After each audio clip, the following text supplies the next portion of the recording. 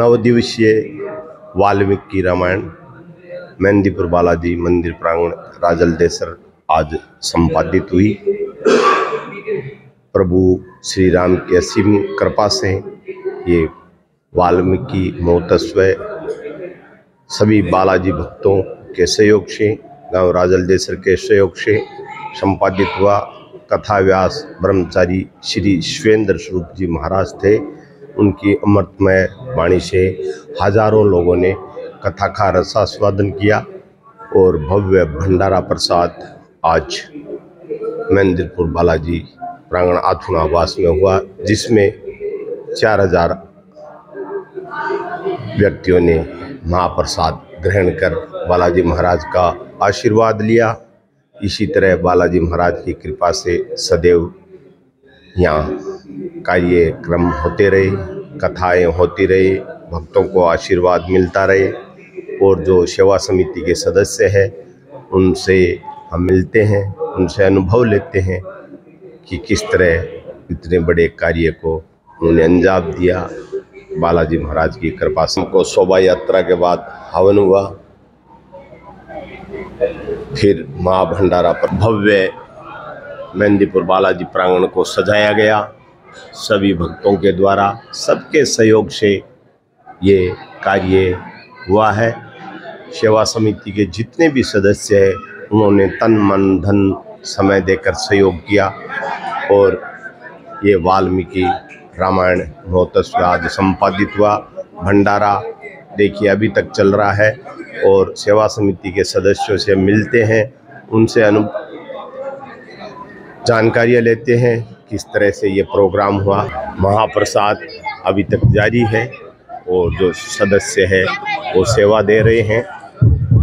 श्री सत्यनारायण जी महाभंडारा प्रसाद जारी, अभी तक सत्यनारायण जी फोगला मौजूद है, उनसे हम पूछते हैं किस तरह से सारा कार्यक्रम हुआ।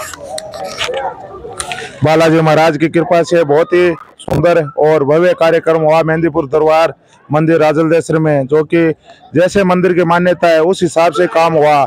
यहाँ का सारा काम बालाजी महाराज स्वयं करते हैं और बालाजी महाराज की कृपा है सभी भक्तों पे। जो कैसे काम और कैसे होता है ये किसी भक्त को मालूम नहीं और सिर्फ बालाजी महाराज ही कर रहे हैं। तो हम तो यही कह रहे हैं कि बालाजी महाराज की असीम कृपा पूरे गाँव पे बनी रहे। और जो भी यहाँ पे पुजारी जी थे दीपाराम जी, उनका कहा हुआ है कि राजलदेसर के कांकड़ में जो भी आदमी पग रखेगा मेहंदीपुर बालाजी का नाम लेके, उसके भी संकट कट जाएंगे।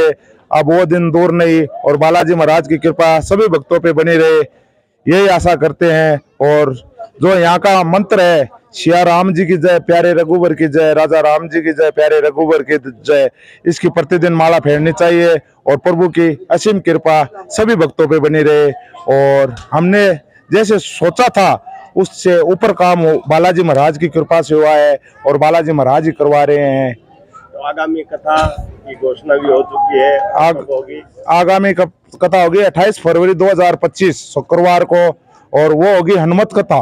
उसमें सिर्फ हनुमान जी के गुणगान होंगे, जैसे हनुमान जी का बाल्य अवस्था का पूरा सार सुनाया जाएगा। उसके बाद में हनुमान जी को जैसे जैसे शक्ति मिली थी उसका वर्णन किया जाएगा। वो शक्तिहीन हो गए थे वो भी सुनाया जाएगा और हनुमान जी को किस प्रकार वापस शक्ति मिलती है उसका भी वर्णन महाराज श्री द्वारा ही, गुरुदेव द्वारा किया जाएगा। बहुत बहुत धन्यवाद आपका और आपकी टीम का। बालाजी सेवा समिति ने इस वाल्मीकि महोत्सव को किया है, ये तारीफ के काबिल है। बालाजी महाराज की कृपा है इसके अंदर, हम तो कुछ नहीं, हम तो सिर्फ निमित्त मात्र है। और पूरी टीम का और पूरी मेहंदीपुर बालाजी का फुल सहयोग रहा है और पूरे सभी भाइयों का जो कंधे से कंधा मिलाकर इस राम काज में कूद पड़े हैं। हनुमान जी मतलब वानर सेना बनकर और बहुत ही भव्य कार्यक्रम किया है और ये गांव के लिए भी बहुत अच्छा कार्यक्रम है। और आगामी कथा 28 फरवरी को होगी, उसी में भी आज ही हम आप सभी को निमंत्रण देते हैं कि कथा में जरूर पधारे। जय श्री बालाजी, जय श्री बालाजी महाराज।